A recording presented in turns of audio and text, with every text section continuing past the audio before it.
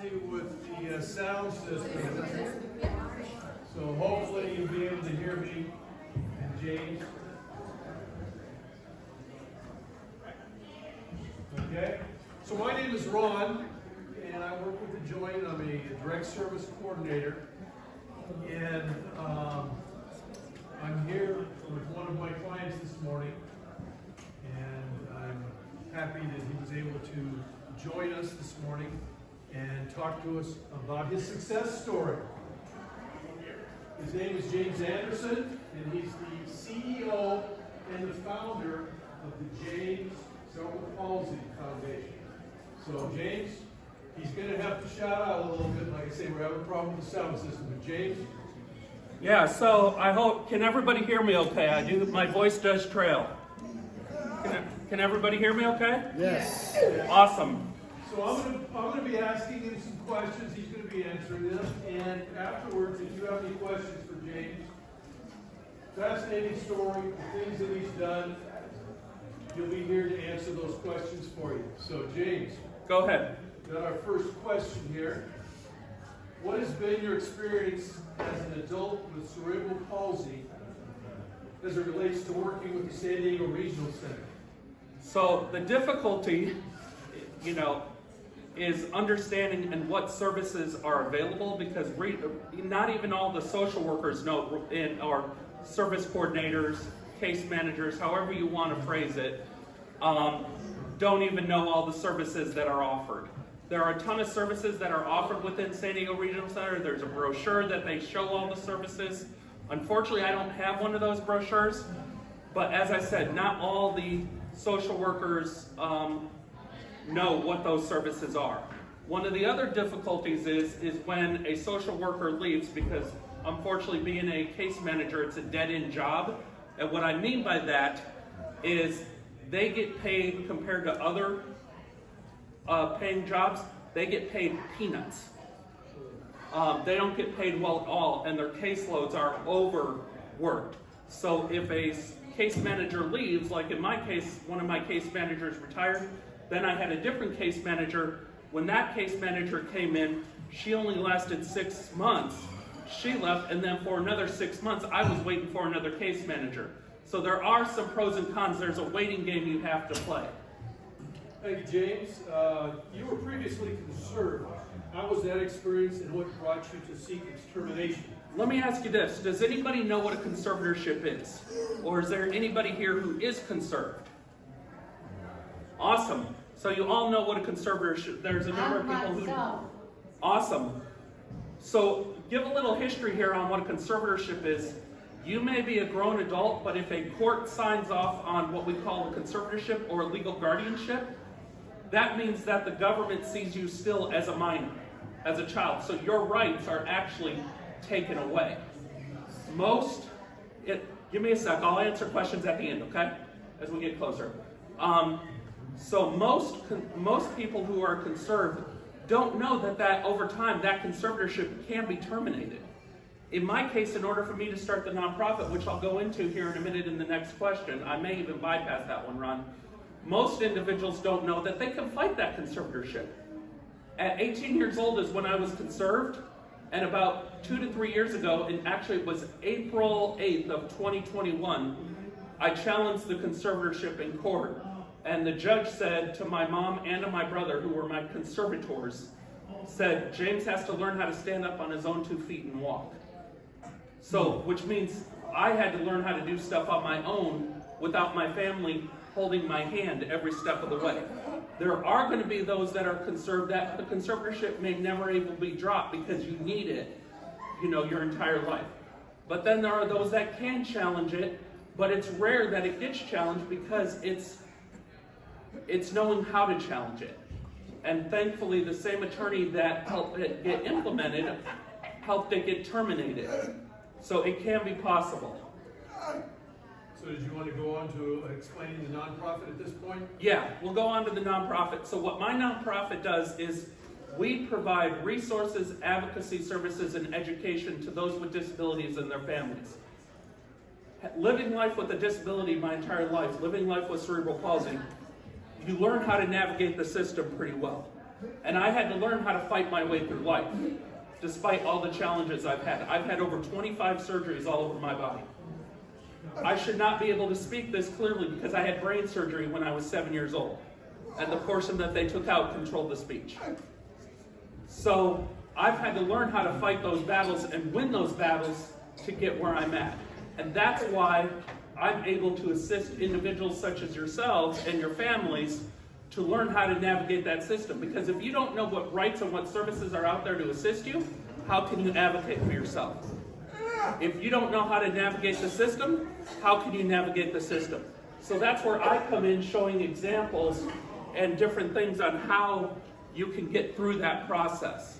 And partially is our website here. That's why I wanted to put this up here. I'm not going to scroll through it because of time-wise. But the website's up here. If you need a business card, I'll get one for you. It'll take a few minutes, but if you need one, I'll grab one for you. And you can go to our website and see the type of resources we have. So James, you are an STC participant. Can you tell us some things, different things about the services you receive and about the SDP program in general? So how many people here know what SDP is? Okay, it stands for Self-Determination Program, or as I like to call Self-Determination Placement. That's my terminology of it. It's what I'm used to calling it.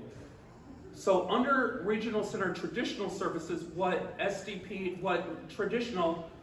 your services are limited.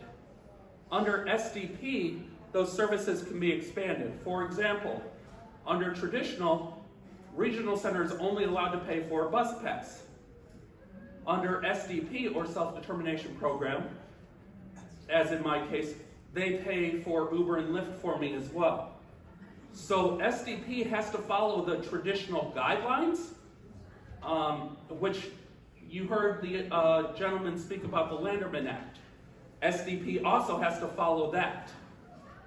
So SDP, what it does is it expands the capability of the services. Another example would be, Medicare and Medi-Cal doesn't pay for massage therapy, but they pay for acupuncture. So regional centers consider the service of last resort. So they can only pay for medical stuff, traditional or SDP, if Medicare and Medi-Cal don't cover it. Medicare and Medi-Cal cover acupuncture, but they don't cover massage. Because of all the over 25 surgeries with all the rods and the medical stuff I have in my body, my muscles tighten up so badly that I have to have that. Massage therapy helps me better than acupuncture does. So within my spending plan within SDP, Regional Center pays $200 a week for 2 hours of massage for me. So I've got a lot of clients that are moving to the SDP program, and it's an amazing situation, the changes that it makes in their lives. Why was considering moving to the SDP program important to you? Because it allowed for the freedom and the expansion of stuff that's not covered under traditional. SDP is not for everybody, but it is beneficial in a lot of ways. As I said, it gives that flexibility of the funds. It allows you, as the regional center participant, to choose the services within the acceptable legal limits to utilize. So James, you've mentioned a lot of positives in the SDP program. How about any negatives? The negatives are such as waiting for the, even though you may have a spending plan, the spending plan dictates what the money can be used on based upon your budget. The issue is when you put in, or when your independent facilitator or whoever is assisting you puts in the invoice to your FMS or financial management agency, which is one of the final steps to enroll in SDP. The financial management agency can submit the invoice, but it can be 3 or 4 weeks by the time the services are approved, because a lot of FMSs have to wait for those funds to come from Regional Center to the FMS in order to pay for those services. So the downside of it is again, coming back to that waiting game. How about any barriers to participating or receiving support, finding support, having individuals think outside the box? So there are a couple barriers here. One of those barriers is before you can have a person like myself, and we'll go into this in a minute, I'm considered an independent facilitator. So my nonprofit is vendored with Regional Center to provide services. One of the barriers is before you can start with an individual like me, there are 2 orientations you have to go to. One is with the state of California under DDS, or is what we call Developmental Disability Services. And that's a 2-hour orientation via Zoom. When I went through it to get enrolled in SDP, I had a headache afterwards.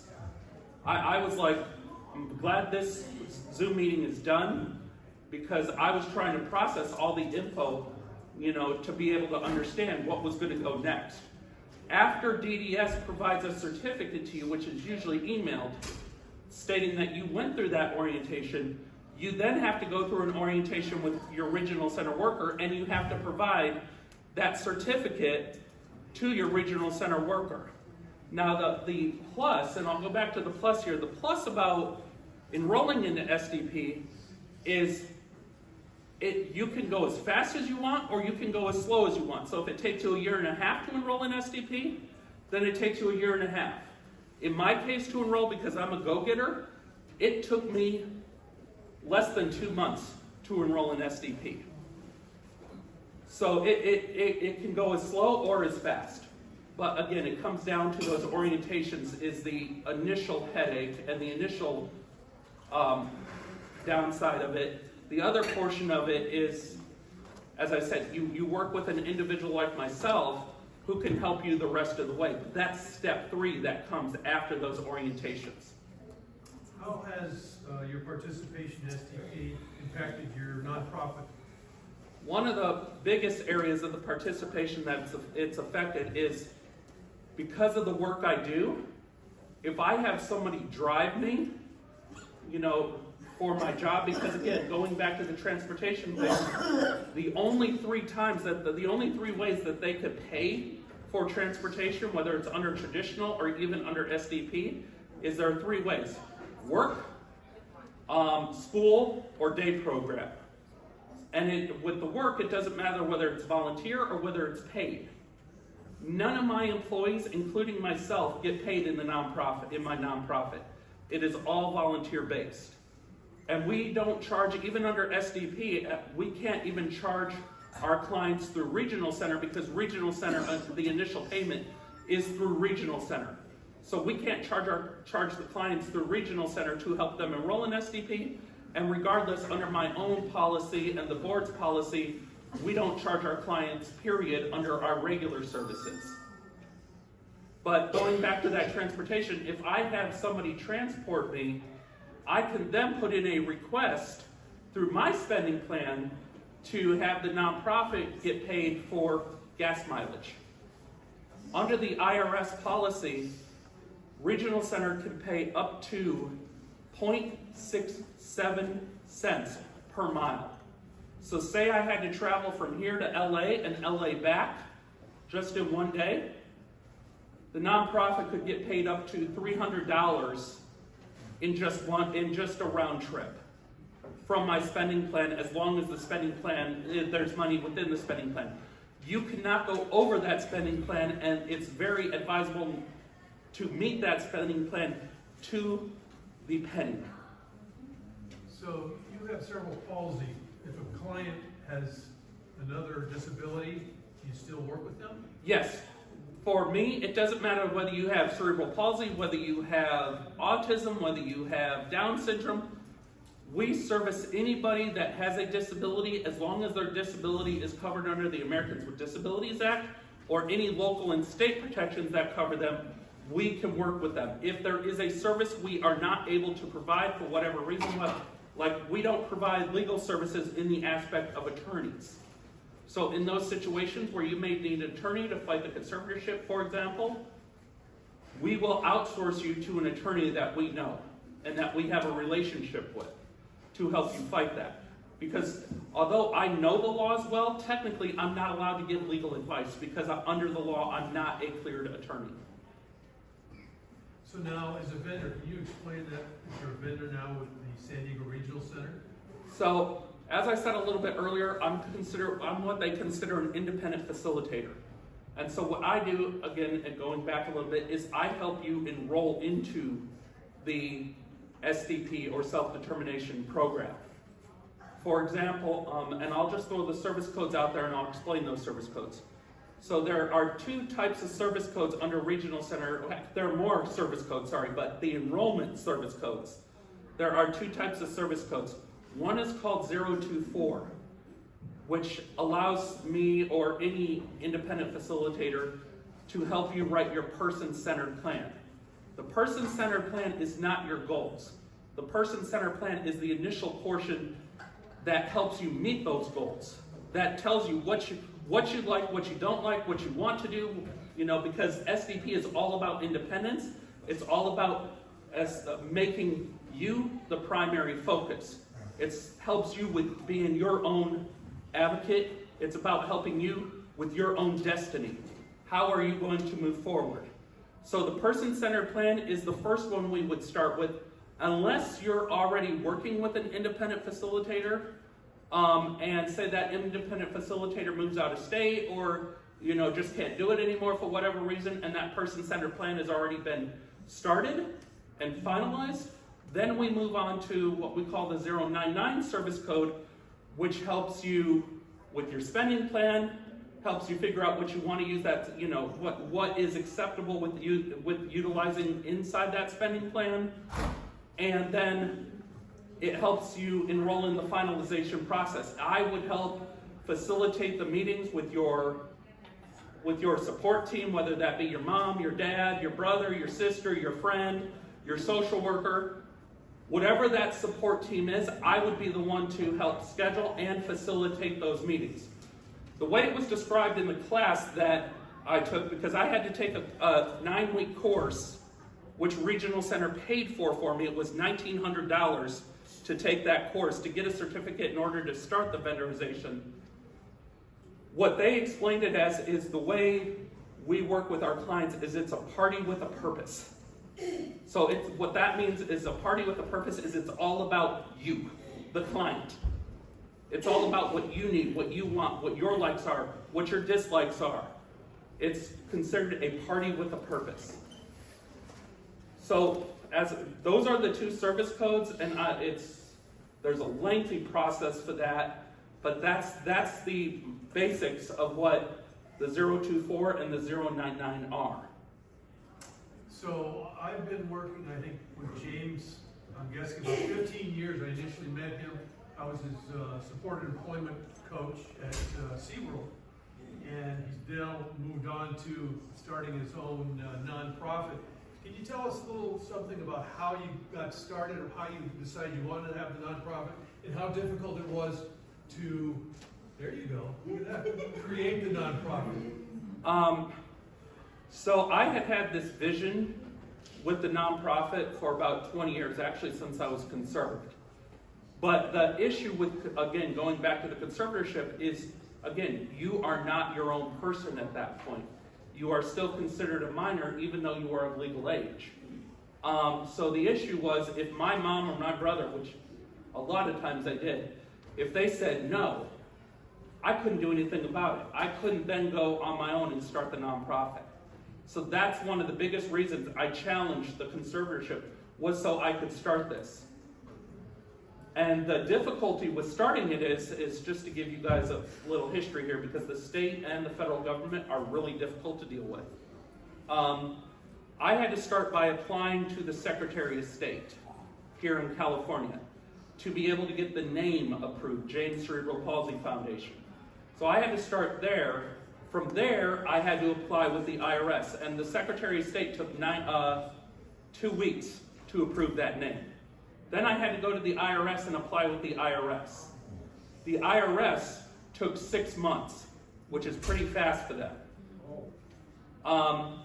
From there, sorry, not 6 months, 90 days. My bad, 90 days.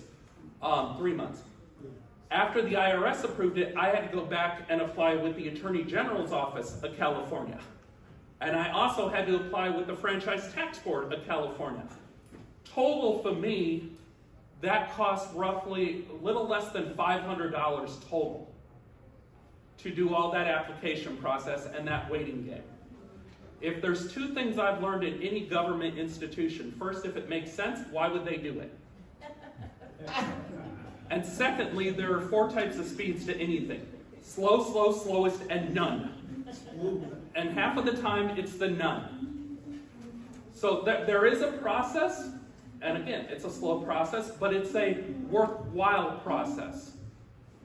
And Ronald will agree with me on this, I am like a bulldog gnawing on a pork chop when it comes to disability rights.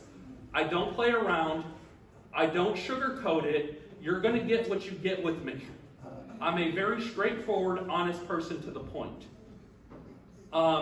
And the neat thing is about the nonprofit, how we present our services, not in our regional center, but in our regular services, is we will, the way we kind of show you how to do it is we will initially go to whatever facility is, whether it's the county of San Diego to help you with your food stamps, help you with your Medi-Cal, whether it's Social Security to find out why they're dropped your SSI or you have too much of an increase where they could ask you to pay it back.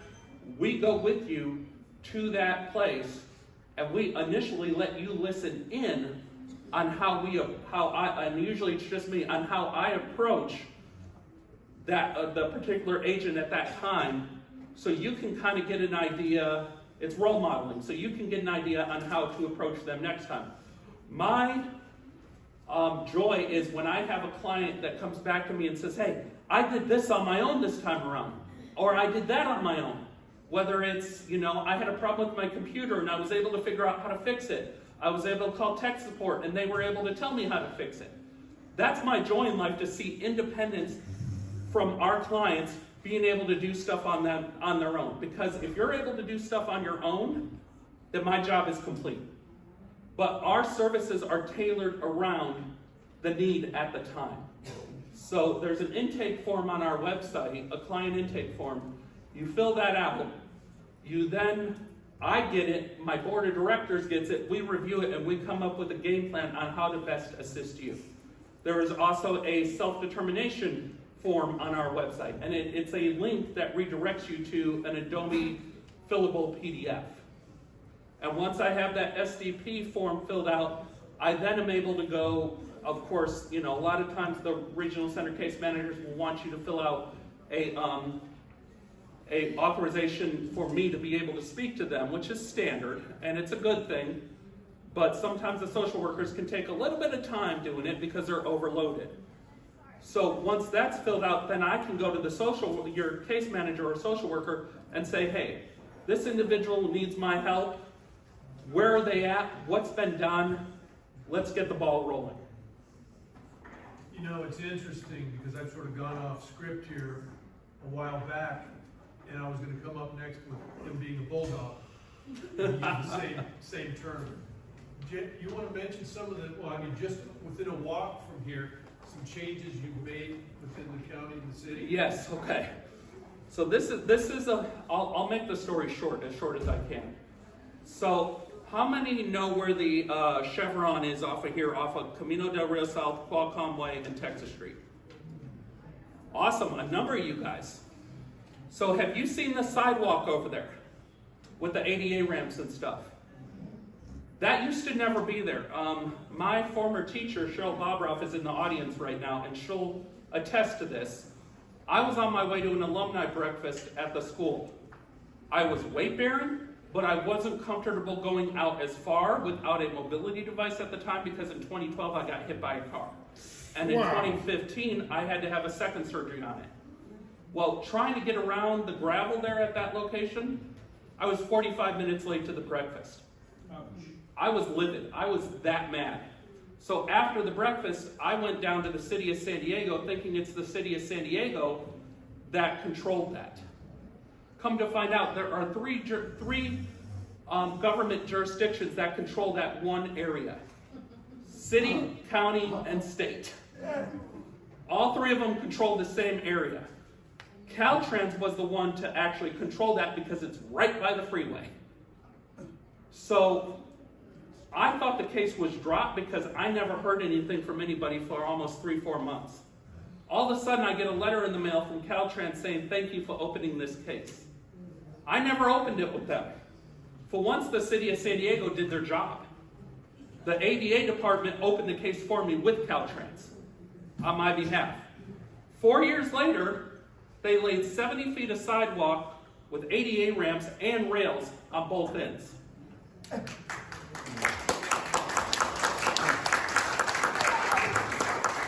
In addition, they brought the push button for, crossing down into ADA requirements because there's a certain height that has to be.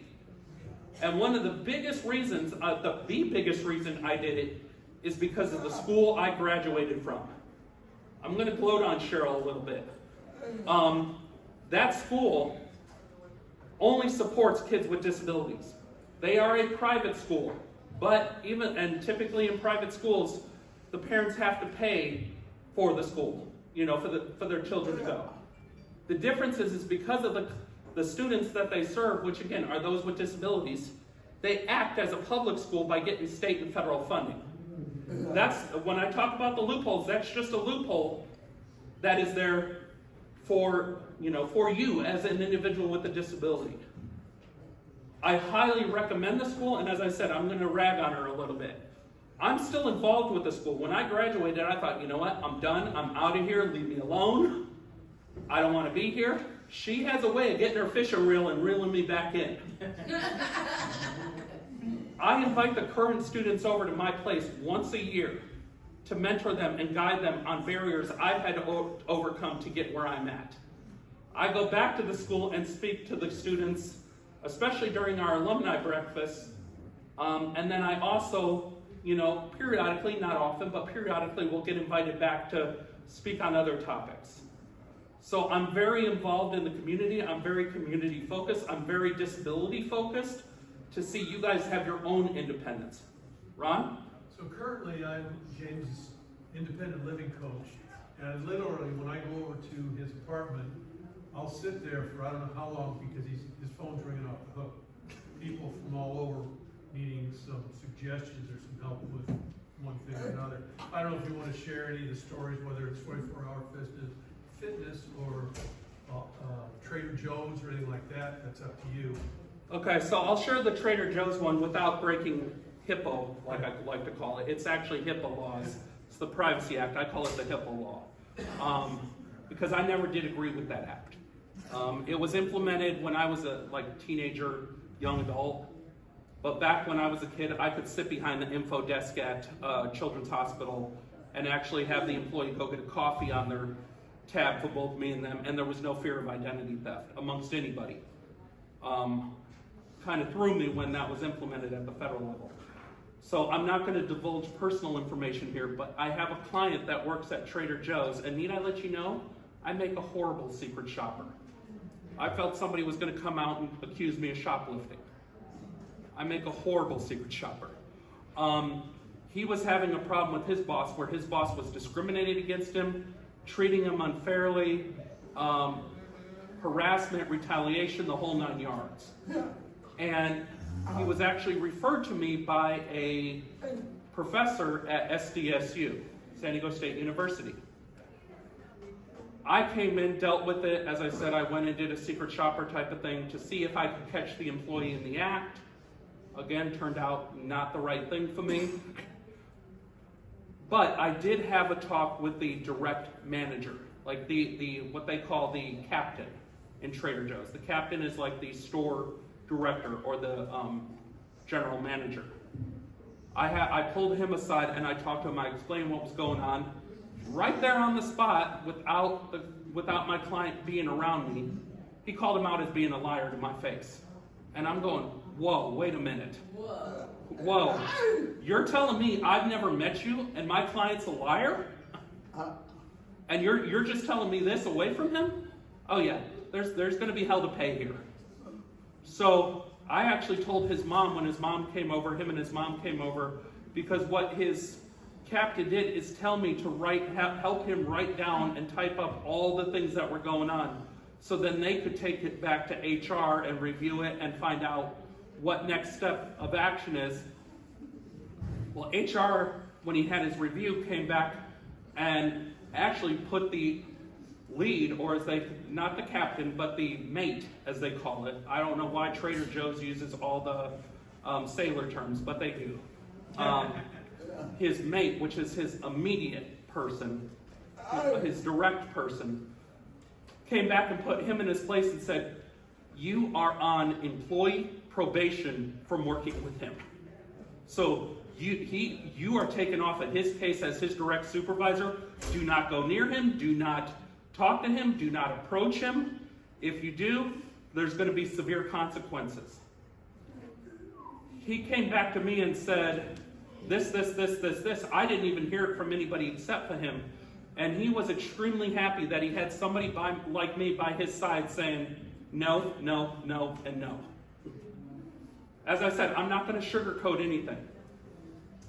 So before we go to any questions from the group here, how would they get in touch with you if they were interested in anything? So up here on the website, if you can see on top, if it's on top, there's actually, Ron, can you scroll down to the bottom here on the computer? Try it. I'm not a real technical guy, but I think I can. Yeah, because it's, I'll do it here this way. This might be easier. There we go. Yep, that's all going all the way down. Slowly but surely, all the way down. It's going to be easier. Here we go. So as you can see on the bottom, there's phone numbers, there are my office hours, email addresses, the whole 9 yards. So you can go there if you need a business card. I'll run, it's right now in the office over in the front. I'll go over there, ask them to open it up so I can get a few business cards and a few flyers. I would like one. Well, I'll bring some out. I believe, I'm not sure, but I believe lunch is next. I believe. Don't quote me on it though. It's at 12:30. 12:30? 12:30. 12:30. Okay. I'm getting hungry. That's partially why. But you can reach out to me at any one of those areas. The SDP email is different than what you see on there. On there is just our general info@JCPF.org email. Our SDP email, which comes just directly to me, nobody else, is SDP@JCPF.org. And that's for self-determination. So any questions? Because I know we had a few. Yes. My parents are my co-advocates Okay. for me. They get to choose, like if I don't want to get surgery, then they say, yes, you do need to get surgery. And they're, like you said at the beginning, the Conservator? conservator. Okay. So, how do I talk to them about me being my own conservator instead of them? So the first thing would be to find out where your strengths and weaknesses are at, because conservatorship is not easy just to terminate. It doesn't always happen. So what I mean by your strengths and weaknesses is, are you legitimately ready? Not that you think you're ready, but that the team thinks you're ready to be on your own. No. Because a judge is going to go back and say, I don't think this, and that. Or the parent is going to have a say, regional center might have a say, various things there. So they're going to do that, and then the judge is going to make the final decision. I can tell you this, when I looked at fighting the conservatorship, my mom lied right to my face inside her place. She said, me and your brother will support this being terminated. As soon as we get into court, she asked the judge, and she's on Microsoft Teams along with my brother. I'm in court with the attorney.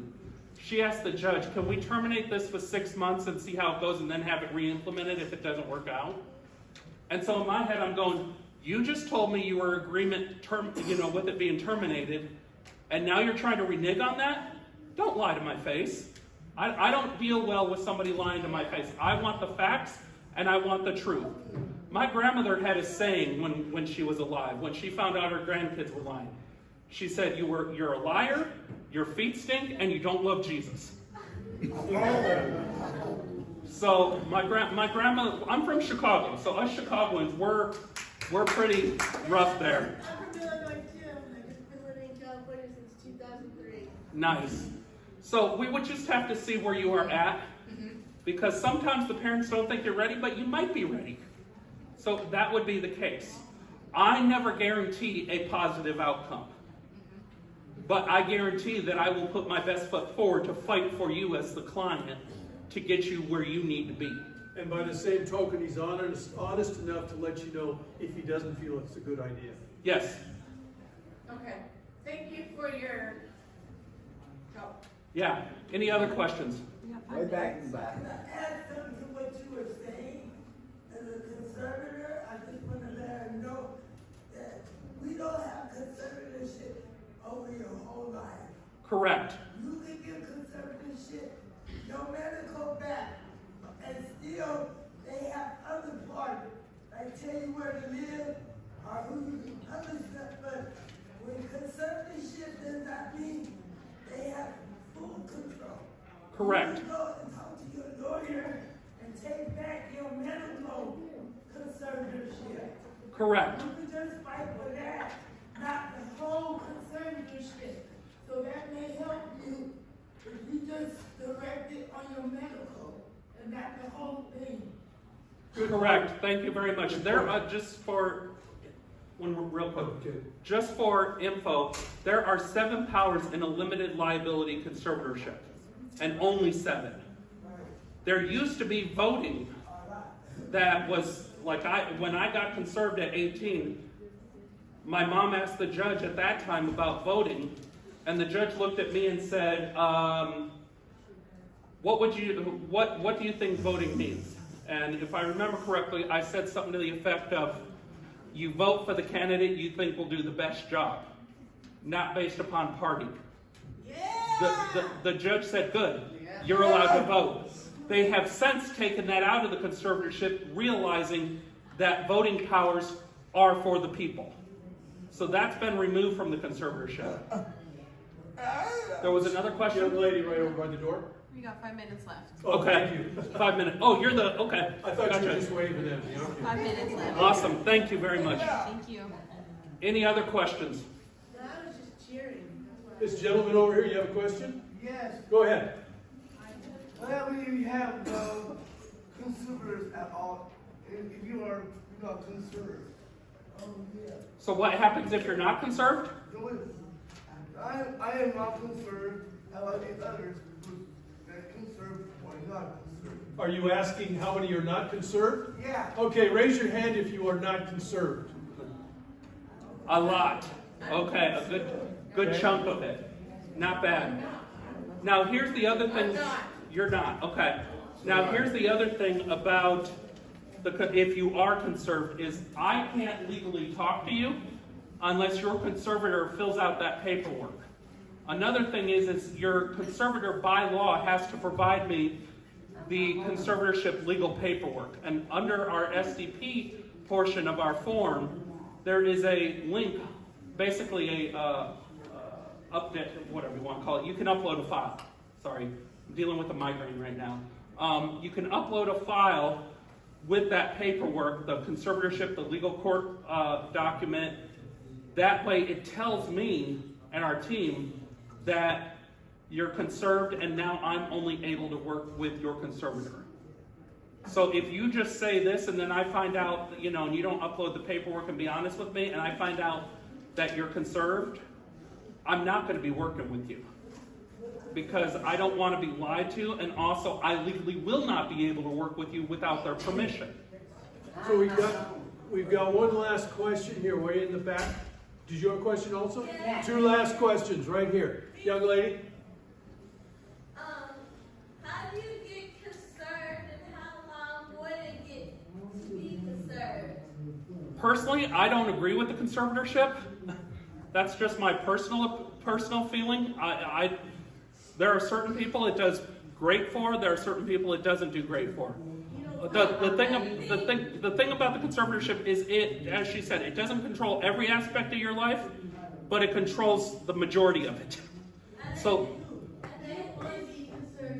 yeah, you don't want to be conserved. Notice 80% of Your rights taken away. It's going to be under somebody else. your social got the right conservatorship. Okay, Correct. But once again, conservatorship or not, it's not one is good and one is bad. It depends on your situation. Correct.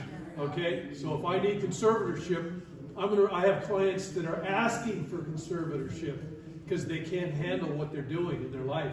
Correct. We have clients that can handle it and don't want conservatorship, and they want to be on their own. So there's no good one or bad one. It depends on each person. Correct. Not every person needs to be. Yes. Did you have a question, sir? Yes, I'm my own guardian. Okay. Okay. My mom gave all my rights to me. Okay. Awesome. And I've been a guardian my whole life Uh-huh. since I've been independent.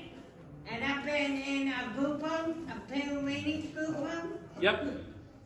And I've been all the conference.